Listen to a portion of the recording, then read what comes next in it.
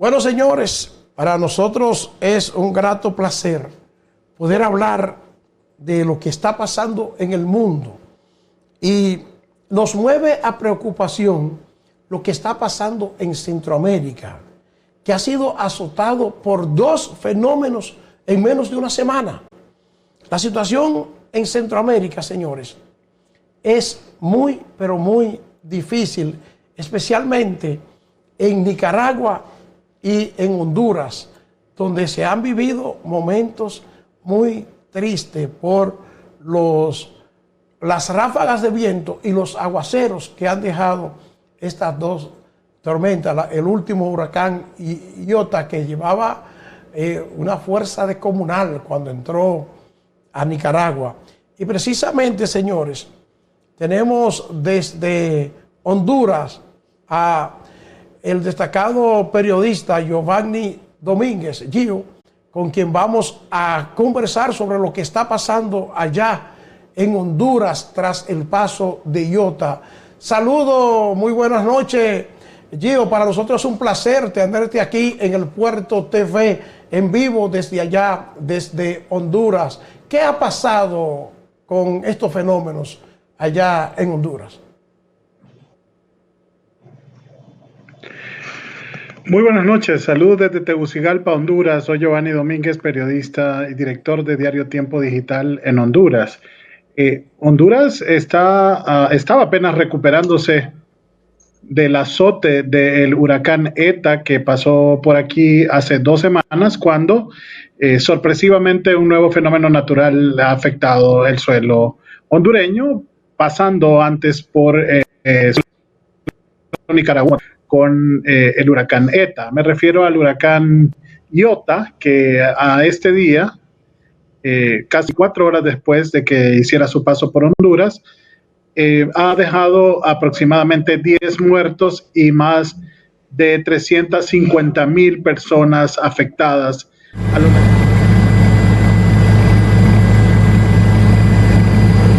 De 9 millones de habitantes, así que la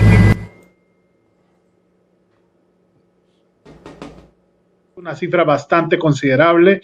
A esto tenemos que sumarle otros daños a la economía nacional. El país ya venía golpeado por la crisis del coronavirus, que produjo una encerrada de más de 6 meses. La economía de Honduras se vino a pique y ahora, bueno, viene el tema de los fenómenos naturales que han básicamente, como están viendo en las imágenes, sepultado la agricultura en Honduras, ¿no? Están viendo imágenes del Valle de Sula, al norte de Honduras. Es el valle más productivo, en donde se genera el 65% del Producto Interno Bruto. Toda la producción y la industria está localizada en ese valle, y lo que tenemos es justamente lo que estamos viendo en la pantalla: comunidades, ciudades totalmente anegadas. El aeropuerto internacional de San Pedro Sula está completamente cubierto por el agua de los ríos que se han desbordado a raíz de las lluvias que produjo el huracán.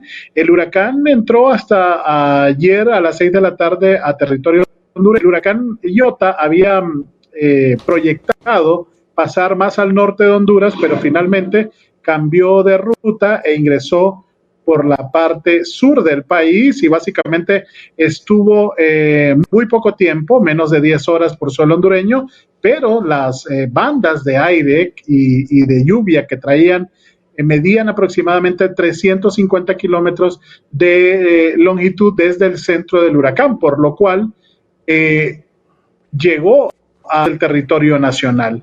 Y todavía en este momento se registran algunas lluvias que son producto de las, según explican los meteorólogos, de lluvias que va a dejar el huracán. Por tanto, y los problemas aún no se acaban. En este momento en la región norte hay todavía alerta máxima. Mucha gente está durmiendo hoy en los albergues, mucha gente tuvo que salir de sus casas, y todavía, igual que hace 2 semanas, hay mucha gente subida en los techos de sus viviendas esperando que las corrientes de los ríos más caudalosos de Honduras, que justamente pasan por el norte del país, bajen su cauce para poder retomar a sus viviendas, sus casas, y poder ir a limpiar de lodo todo lo que estaba pasando. Eso fue lo que hizo la gente y en eso estaba mucha gente en el norte de Honduras, limpiando su casa ya de lo que había sido el huracán ETA y luego tuvieron que salir. Están viendo ahí las imágenes del aeropuerto internacional de San Pedro Sula y muy cerca hay mucha población, hay una ciudad que se llama La Lima y al otro lado está la ciudad de San Pedro Sula, que es la segunda ciudad en importancia de Honduras. Que no se puede utilizar, Gio. No se puede utilizar, William. Fíjate que tras el paso de ETA, la empresa que maneja el aeropuerto había calculado que iba a tardar aproximadamente 35 días en reparar para vuelos de pasajeros la terminal aérea. Pero ha vuelto a pasar esto, seguramente ya no va a estar listo en 35 días, se va a prolongar un poco más. Recuerda que viene la temporada alta, el tiempo en el que vienen muchos viajeros de la diáspora hondureña a pasar su tiempo con los familiares. Ahí estás viendo también la base militar Armando Escalón, que funciona justo al lado del aeropuerto, que tenía un poco más de altura en su pista y básicamente de ahí están saliendo algunos vuelos humanitarios y de reconocimiento de las zonas. ¿Qué importancia tiene para Honduras esa ciudad de San Pedro Sula? Es la segunda ciudad en importancia de Honduras. De hecho, te digo, soy oriundo de la ciudad de San Pedro Sula, pero vivo en la ciudad política de Tegucigalpa. Y allí está asentado, digamos, todo el comercio de Honduras y toda la industria, todas las grandes industrias, fábricas de productos comestibles, están localizados allí en ese valle, y San Pedro Sula es el epicentro de toda esa actividad económica, digamos, una región bastante independiente en el sentido de que genera sus propios recursos, genera mucho empleo en la empresa privada y es una ciudad, la segunda ciudad en importancia. Si no fuera porque Tegucigalpa es la capital política de Honduras, San Pedro sería la ciudad, el emporio económico del país. Ese es el río Chamelecón. ¿Qué une? Mire, ese puente es un vestigio de la República Bananera en Honduras. Por ahí circulaban los cargamentos venían de la Standard Fruit Company cuando estuvo en su apogeo hace muchísimos años. Ahora ves, el otro puente es el que conecta la ciudad de San Pedro Sula con la carretera que conduce a Tegucigalpa. Los puentes, por orden del gobierno, está prohibido su paso por todos los puentes de Honduras en todo el país. Hay decenas de puentes con graves problemas porque las corrientes de agua han llevado muchos troncos de árboles que han dañado las bases de los puentes y además el ensanchamiento de las aguas de los ríos ha producido también daños severos en las aproximaciones de los puentes y eso hace muy peligroso. No está pasando el equipo de carga, los camiones, las rastras que mueven la producción a lo largo del territorio. Y así que podríamos, aunque el gobierno ha asegurado que está garantizada un abastecimiento de productos, es bastante claro que podría comenzar a tardar la llegada de productos hacia otras ciudades del país.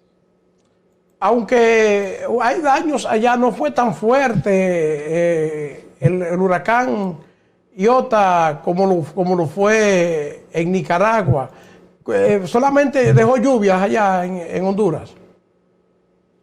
Mira, en la noche de ayer sí se sintieron algunos vientos fuertes, pero como tú lo has explicado, el huracán se potenció en el Caribe y llegó categoría 5 a suelo nicaragüense, muy cerca de Bilwi y Puerto Cabezas, en la Mosquitia nicaragüense, que valga la explicación para los hermanos dominicanos, esa es la zona menos poblada de Nicaragua. Nicaragua tiene sus asientos poblacionales más en la costa pacífica que en la costa caribe.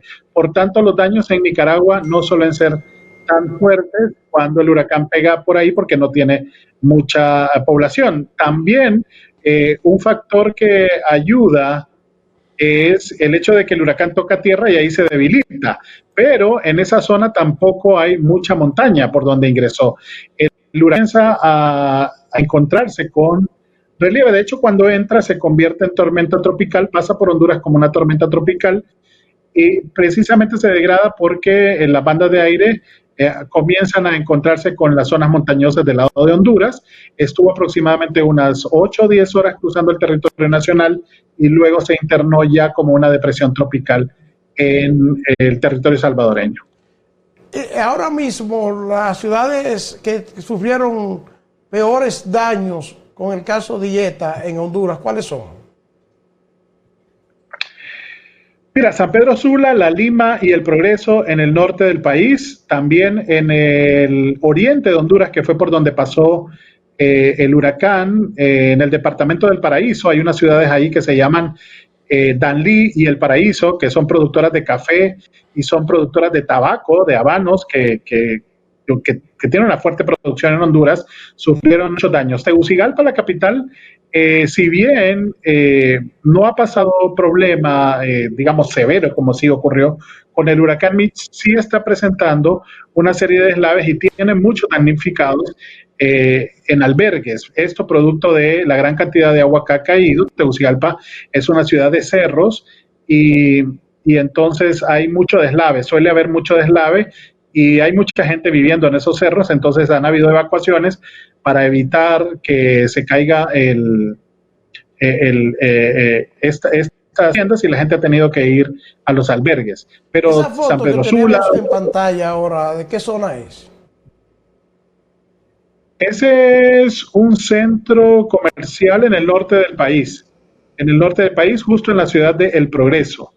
El Progreso es una ciudad también ribereña de el río más caudaloso de Honduras, que se llama el río Lúa, y queda a aproximadamente unos 20 kilómetros de San Pedro Sula. Entonces, el que se inundó ahí fue el centro comercial, porque la ciudad está en la parte alta. Es correcto. Los asientos de población están más del lado de una montaña, ahí por donde ves los caseríos, al fondo se encuentra una de las montañas, una reserva natural que se llama Mico Quemado, y de ese lado vive la población. Sin embargo, también de este lado hay muchas colonias que a este momento están tal cual ves ese centro comercial inundado. El Progreso es una de las ciudades también muy golpeadas, porque precisamente, William, por ahí salió el huracán ETA hace 2 semanas. Entonces, la ciudad quedó con tanta agua que ha ido, los suelos están muy llenos de agua y así que no soportan mucha más agua. Diego, en Honduras, ¿qué tiempo tenía que no pasaba cerca un huracán? Teníamos 22 años exactamente, en 1998, justo 3 meses después, siempre lo cuento como una anécdota profesional, 3 meses, el huracán Mitch fue mi estreno como reportero y así que fue justamente para un tiempo como ahora, finales de octubre, principios de noviembre, cuando el huracán Mitch, que fue sumamente catastrófico también, afectó el territorio nacional. Desde ahí el país había quedado bastante vulnerable, los ríos quedaron asolvados y bueno, aunque se habían hecho algunos esfuerzos de reconstrucción, pues nunca el país quedó en las mismas condiciones. Pero hace exactamente 22 años, Honduras casi que vive unos procesos muy cíclicos en cuanto a la afectación de los huracanes, porque el huracán anterior al huracán Mitch había ocurrido también 20 años atrás y se llamaba Fifi. Así que pero el huracán Mitch fue mucho más catastrófico, aunque algunos pobladores de las zonas afectadas están afirmando que las inundaciones han sido igual o más severas que durante el huracán. Lo cierto es que el huracán Mitch dejó al país más en ruinas de lo que está ahora, ¿no? Mitch destruyó toda la infraestructura, el huracán se posicionó durante 5 días más o menos a 100 kilómetros de las costas, no se movía de ahí y eso estuvo provocando lluvias durante 5 días consecutivos hasta que el huracán avanza y entra al territorio hondureño por la costa norte. Eso fue con huracán Mitch. Huracán ETA y huracán Iota han pasado muy rápido por el país, pero sí han dejado muchas lluvias. Como te digo, el país estaba no solo vulnerable por el tema de la naturaleza, sino que económicamente por el tema del coronavirus. la economía del país estaba totalmente caída, el gobierno está enfrentando una crisis fiscal producto de la paralización de las actividades económicas, no ha cobrado impuestos durante muchos meses y eso lo tiene dependiendo de la banca internacional y la banca nacional para poder cubrir el presupuesto nacional. Eso te iba a preguntar, ¿qué asistencia están recibiendo los damnificados por estos fenómenos?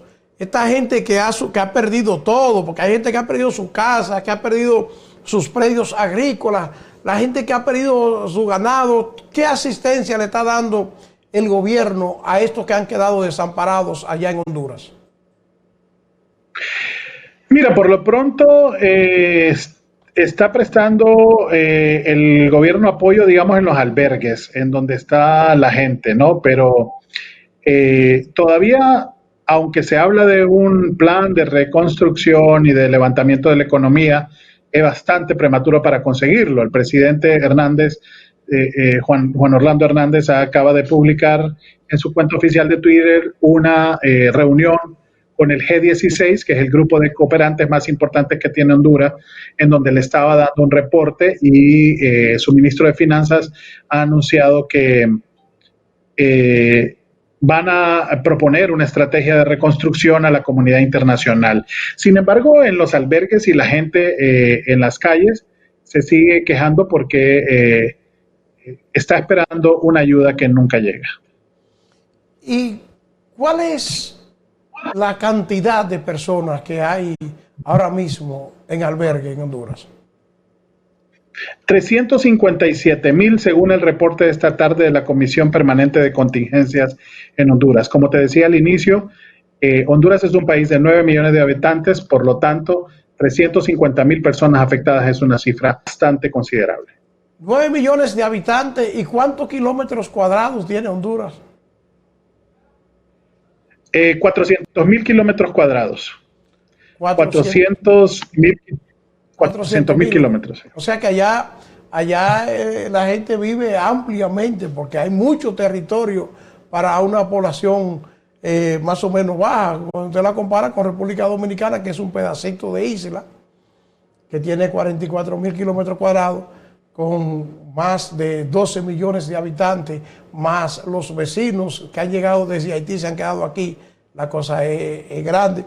Digo, y entonces esto pone a Honduras en una posición difícil ahora. Los servicios básicos, la electricidad, los teléfonos, han sufrido algunas averías. Sí, claro que sí. Mira, Honduras y cifras oficiales había manifestado que después de la crisis del coronavirus, el número de pobres iba a aumentar sustancialmente. En Honduras, 64 de cada 100 son pobres. Y esa cifra podría aumentar a 70 de cada 100 producto de los efectos de el confinamiento por el coronavirus. Y ahora a esto le tienes que sumar la afectación del huracán que ha dejado prácticamente en la calle a muchísima gente. Sí, los servicios, sobre todo en las zonas más afectadas, los servicios públicos están colapsados, los servicios de agua y saneamiento. La empresa Energía Honduras, que es la concesionaria del sistema de distribución eléctrica, ha anunciado hoy que o ha pedido más bien un poco de paciencia a la gente que ha vivido o que está en zonas en donde ha habido afectación, caídas de postes, árboles y que han producido una interrupción del servicio energético, para que tengan un poco de paciencia, puesto que el tiempo de espera que le está tomando a la empresa o el tiempo para atender esas emergencias es de aproximadamente 10 horas en promedio, ¿no? En algunos lugares puede ser más, en algunos lugares puede ser menos, pero si tú vives en una zona en donde se fue la energía porque la cortó un poste, se cayó un poste o un árbol, tienes que esperar más o menos unas 10 horas para poder recuperar el servicio de energía eléctrica. ¿Qué puede decirle el periodista Giovanni Domínguez a esos hondureños que están viviendo en Estados Unidos y quizás están preocupados porque no se han podido comunicar con su con sus parientes por las averías que se producen en este tipo de huracanes. ¿Hay certeza de que no hay tragedia humana, de que no haya muertos en gran escala? ¿Está la gente segura allá en Honduras? No, William, desafortunadamente no puedo llevar falsas esperanzas a nuestros compatriotas en Honduras y en República Dominicana, donde, dicho sea de paso, también tenemos una embajada, ¿verdad? No, es muy prematuro. Mira, mucha gente se quedó cuidando sus propiedades en las colonias o en los barrios que resultaron. No solo ha pasado ahora, también pasó durante el paso del huracán ETA hace 2 semanas. Y se hablaba de incluso más de 100 personas muertas y desaparecidas durante el paso de ETA, aunque ahora se avisó con mucho más tiempo a la gente y la gente pudo salir de sus casas. Mucha gente cuidando sus bienes, a que no le fueran a sacar nada de sus casas, se quedó en los techos.